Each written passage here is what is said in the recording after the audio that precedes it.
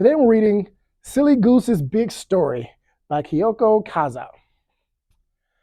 Goose made up great stories. His friends would always beg him, "Tell us a story, Goose." One day, Goose said, "Once upon a time, there were fierce pirates. Soon they were sailing the seven seas together looking for treasures, and Goose was the captain, the fiercest of all." Another day, Goose said, "Once upon a time, there were scary dinosaurs. Soon they were roaming the earth together, hunting and growling, and naturally, Goose was the T Rex, the scariest of all."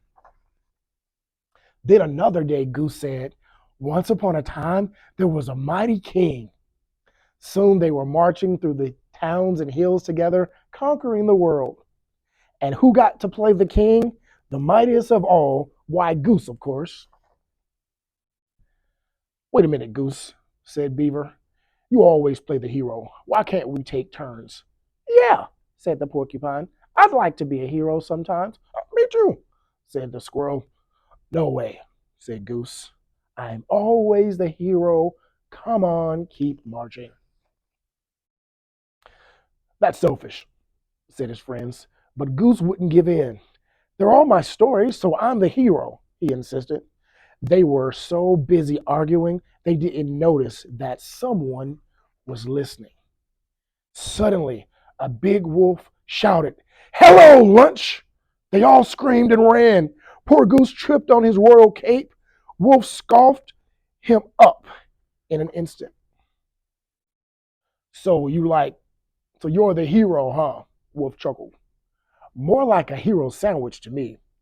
Goose was in big trouble. He had to think fast. Finally, he had an idea. "Mr. Goose!" "Mr. Wolf," said Goose, "I'm glad I found you. You're in great danger." "Is that so?" The wolf laughed. "How?" "Well, I'll tell you." Goose began the biggest story he'd ever told. Once upon a time, there were thousands of happy wolves living on this mountain. "Uh huh," said the wolf. "Then one day, what's his name?" "Oh, yeah, Wim showed up," said Goose. "Wim, who's that?" "Oh, Wim is short for wolf eating monster." Goose continued. "He used to wander around saying, 'Yum, yum, I smell a wolf.'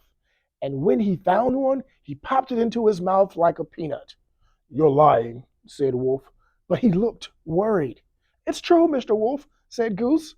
"Do you see thousands of wolves there? And this is the worst part. Wim is back." Just that, at that moment, the trees started to shake, and they heard loud footsteps in the distance. "What's that?" said Wolf. Soon spikes of hair appeared above the treetops. "It couldn't be," said Wolf. Then a deep voice bellowed, "Yum, yum, I smell a wolf." "It's Wim!" cried Wolf. He dropped Goose like a hot potato and took off running. He never looked back. Whew! Goose was relieved, but not for long. Something big was coming his way. It was getting closer and closer. Then from behind the trees, there came his ferocious looking friends. "Yum, yum, I smell a wolf." They were still growling together. Goose shouted with relief, "Oh, you guys, you're Wim." "Yep, I shook the tree," said the squirrel. "The footsteps were me slapping my tail," said the beaver. "I was Wim's hair," said the porcupine. "You know what?" shouted Beaver shouted suddenly. "We've got to play the heroes." "Play the heroes?" cried Goose. "You are the heroes. You saved me." "Tell us another story, Goose," the friends begged as they walked home. "Okay, I've got a good one," said Goose. "Once upon a time, there was a silly goose who had the three greatest friends in the world." This has been Silly Goose's Big Story.